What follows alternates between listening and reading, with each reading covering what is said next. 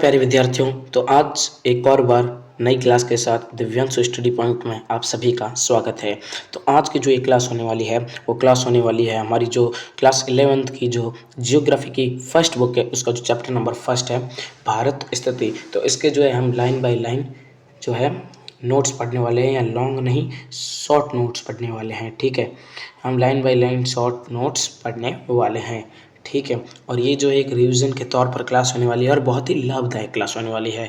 तो सबसे पहले जो है हम परिचय पढ़ लेते हैं कि इस चैप्टर में परिचय, इस चैप्टर का परिचय हम पढ़ लेते हैं।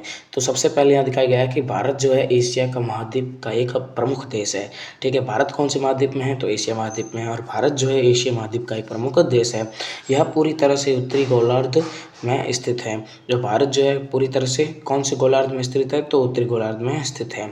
ठीक है, इसका अक्षांशीय विस्तार कैसा है? तो भारत का अक्षांशीय विस्तार जो है वो है अपने अक्षांशीय विस्तार जो है 8 डिग्री 4 मिनट उत्तरी अक्षांश से 37 डिग्री 6 मिनट उत्तरी अक्षांश तक हमारा जो भारत का अक्षांशीय विस्तार कहलाता है। ठीक है, कहाँ से कहाँ तक है? तो हम यहाँ देख सकते हैं कि भारत का जो अक्षांशीय विस्तार है वो जो है 8 डिग्री उत्तरी अक्षांश से 37 डिग्री 6 मिनट उत्तरी अक्षांश तक हमारा जो अक्षांशीय विस्तार भारत का अक्षांशीय विस्तार कहलाता है। ठीक है, तो इसमें बताया गया है कि देशांतर विस्तार, तो देशांतर विस्तार जो है 68 डिग्री 7 मिनट यानी कि 68 डिग्री 7 मिनट पर देशांतर से 97 डिग्री 25 मिनट यानी 97 डिग्री 25 मिनट पूर्व देशांतर तक जो है भारत का देशांतर विस्तार कहलाता है। ठीक है, फिर हम पढ़ते हैं कि देश के विस्तार का प्रभाव जो है जलवायु, समय, संस्कृति आदि पर पड़ता है। तो देश के जो विस्तार जो है ये अक्षांशीय विस्तार और देशांतर विस्तार जो है इसका जो प्रभाव है वो प्रभाव किस पर पड़ता है? तो वो प्रभाव जो है जलवायु, समय और संस्कृति पर इसका जो प्रभाव पड़ता है। ठीक है, ये जो हमारा इस चैप्टर का जो परिचय हो गया कि इस चैप्टर में हम इन चीज़ों के बारे में पढ़ने वाले हैं। ये बहुत ही बेसिक से हम पढ़ रहे हैं। ठीक है, अब जो आपकी पुस्तक में जो मानचित्र से अवलोकन दिया गया है कि चित्र 1.1 है, ये पहला चैप्टर है। तो आपकी बुक का जो चित्र 1.1 है भारत राजनीतिक, जो चित्र दिया गया है मानचित्र, उसमें क्या क्या दिखाया गया है? तो भारत की राजनीतिक सीमा स्पष्ट रूप से दर्शाई गई है। मतलब आप देख सकते हैं कि लाइन बाय लाइन दिया गया है, मतलब एक भी पॉइंट छोड़ा नहीं गया है और सबके शॉर्ट नोट्स बनाए गए हैं। ठीक है, कि भारत की राजनीतिक सीमा स्पष्ट रूप से दिखाई गई है। ठीक है, भारत की राजनीतिक सीमाएं हैं वो स्पष्ट रूप से दिखाई गई है। भारत कुल 28 राज्यों और 8 केंद्र शासित प्रदेशों में विभाजित है। भारत में कितने राज्य हैं? 28 राज्य और 8 केंद्र शासित प्रदेश है उस मानचित्र के हिसाब से। ठीक है, उत्तर में जम्मू कश्मीर, हिमाचल प्रदेश और दक्षिण में तमिलनाडु, केरल, पश्चिम में गुजरात, राजस्थान और पूर्व में असम, मणिपुर जैसे राज्य स्थित है। यानी कि ये जो है उत्तर, दक्षिण और पूर्व, पश्चिम, ये जो है पूरा जो चारों दिशा में जो दो दो राज्य बता दिए गए हैं कि कौन कौन से राज्य उत्तर में हैं। तो उत्तर में जम्मू कश्मीर और हिमाचल प्रदेश है, दक्षिण में कौन से हैं? तो क्या है? तमिलनाडु और केरला है। ठीक है, पश्चिम में कौन से है? तो गुजरात है, राजस्थान है, और पूर्व में कौन से है? तो आसाम है, मणिपुर है। ऐसे जैसे राज्य उत्तर, पश्चिम और दक्षिण पूर्व में ऐसे स्थित है। ठीक है, आगे बढ़ते हैं। तो क्षेत्रफल और भौगोलिक विस्तार, तो भारत का क्षेत्रफल और भौगोलिक विस्तार, तो आपके जो बुक में दिया गया है वो दिया गया है कि भारत का क्षेत्रफल जो है 32.8 लाख वर्ग किलोमीटर लगभग माना जाता है। ठीक है, और विश्व का क्षेत्रफल कितना है? तो 1499 करोड़ हेक्टेयर ये विश्व का क्षेत्रफल है। भारत जो है विश्व के कुल भूभाग का लगभग 2.4% भाग रखता है। ठीक है, तो भारत का जो ये 1499 करोड़ हेक्टेयर है उसमें से 32.8 लाख वर्ग किलोमीटर भारत का है, और ये जो है विश्व का लगभग 2.4 लगभग % भाग भारत का रखता है। ठीक है, इसका उत्तर दक्षिण विस्तार, तो उत्तर से दक्षिण तक तो इसका विस्तार कितना है? 32 किलोमीटर है, यानी 32,3214 किलोमीटर है। और पूर्व से पश्चिम विस्तार कितना है? तो पूर्व से पश्चिम विस्तार जो है 2,933 यानी कि 2,933 किलोमीटर इसका पूर्व से पश्चिम है, और 3214 इसका उत्तर से दक्षिण विस्तार कहलाता है। ठीक है, फिर हम पढ़ते हैं कि भौगोलिक स्थिति और समय, भारत की भौगोलिक स्थिति और समय। तो भारत में 82 डिग्री 30 मिनट पूर्वी देशांतर को मानक समय रेखा के रूप में चुना गया है। तो भारत में जो है मानक समय रेखा कैसे चुना गया है? तो भारत में जो है मानक समय रेखा जो है वो जो है चुना गया है 32 डिग्री 30 मिनट पूर्वी देशांतर, 32 डिग्री जो 30 मिनट है भारत में पूर्वी देशांतर, उसको जो है भारत की मानक समय रेखा चुना गया है।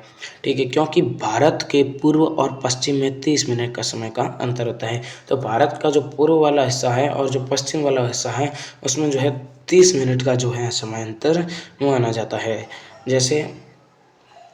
जैसे कि यहाँ बताया गया है कि अरुणाचल प्रदेश में सूर्योदय गुजरात से पहले होता है। ठीक है, अरुणाचल जो प्रदेश है उसमें जो सूर्योदय जो है वो जो गुजरात से पहले होता है। ठीक है, उसके बाद जो है नेक्स्ट पॉइंट आता है कि समय गणना। ठीक है, समय गणना। तो पृथ्वी जो है 24 घंटे में 360 डिग्री घूमती है। 24 घंटे में कितनी, यानी कि एक दिन में 24 घंटा माने तो एक दिन में जो है पृथ्वी 360 डिग्री घूमती है। ठीक है, 24 घंटे में 360 डिग्री घूमती है। एक घंटे में कितने, तो एक घंटे में 15 डिग्री घूमती है। ठीक है, और एक डिग्री घूमने में इसको 4 मिनट लगते हैं। ठीक है, कि एक डिग्री घूमने में जो पृथ्वी को कितने 4 मिनट लगते हैं। ठीक है, इसीलिए 82 डिग्री 30 मिनट यानी कि 82 डिग्री 30 मिनट के अनुसार भारत का मानक समय तय किया गया ताकि पूरे देश में औसतन एक समान लागू हो। ठीक है, इसीलिए 82 डिग्री 30 मिनट के अनुसार भारत का मानक समय तय किया गया ताकि पूरे देश में औसतन एक समान समय लागू किया जाए। जैसे कि कोलकाता टाइम, भारत में जो है कोलकाता टाइम चलता है, यानी कोलकाता में आप देखेंगे अगर अपना जो है क्लॉक खोलेंगे मोबाइल में तो उसमें जो है कोलकाता टाइम दिया गया होगा, यानी कि पूरे देश में एक ही टाइम रहता है। ठीक है, मगर भारत से बाहर जैसे कुछ देश है जैसे कि लंदन में अलग टाइम चल रहा होगा और इंडिया में अलग टाइम चल रहा होगा। ठीक है, फिर हम वैश्विक स्तर पर भारत की स्थिति देख लेते हैं। ये जो है चित्र 1.2 है, एशिया में भारत का स्थान। ठीक है, हमने जो पहले मानचित्र पढ़ा था वो था चित्र 1.1, अब ये जो है 1.2 माना जाता है एशिया में भारत का स्थान। भारत का स्थान एशिया के दक्षिणी भाग में है। भारत का कहाँ स्थान है एशिया में, तो एशिया महाद्वीप में भारत का दक्षिणी स्थान में भाग माना जाता है। वह मध्य एशिया, पश्चिम एशिया, दक्षिण पूर्व एशिया से जुड़ा हुआ है। भारत जो है कहाँ से जुड़ा हुआ है, तो भारत मध्य एशिया से जुड़ा हुआ है, पश्चिम एशिया से जुड़ा हुआ है और दक्षिण पूर्व एशिया से भी भारत जो है जुड़ा हुआ है। भारत का मध्यवर्ती स्थान इसे व्यापार, संपर्क और संस्कृति के लिए विशेष बनाता है। भारत मध्यवर्ती स्थान में विराजित है भारत। ठीक है, ये जो है इससे व्यापार, संपर्क और संस्कृति के लिए विशेष बनाता है। ठीक है, भारत का व्यापार, संपर्क और संस्कृति के लिए भारत को मध्यवर्ती स्थान विशेष बनाता है। ठीक है, फिर हम देखते हैं कि ऐतिहासिक समय से ही भारत समुद्री मार्गों द्वारा अफ्रीका, यूरोप और एशिया से जोड़ा रहा है। ऐतिहासिक समय यानी कि पुराने समय से, प्राचीन काल से ही जो भारत जो है समुद्री मार्गों द्वारा किस किस महाद्वीपों से, तो अफ्रीका महाद्वीपों, यूरोप महाद्वीपों और एशिया महाद्वीपों से जुड़ा है। अन्य महाद्वीपों से हालांकि जुड़ा हुआ है परंतु ये 3 विशेष महाद्वीप हैं।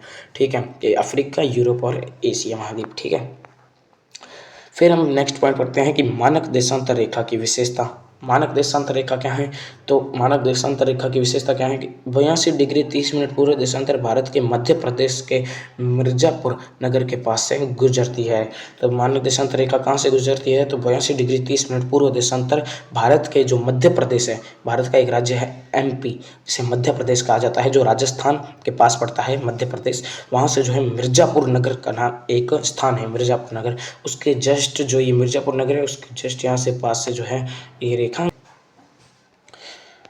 फिर यही रेखा भारत में इंडियन स्टैंडर्ड टाइम IST तय करती है। इंडियन स्टैंडर्ड टाइम कौन तय करती है, तो ये जो है देशांतर रेखा करती है, मानक देशांतर रेखा करती है।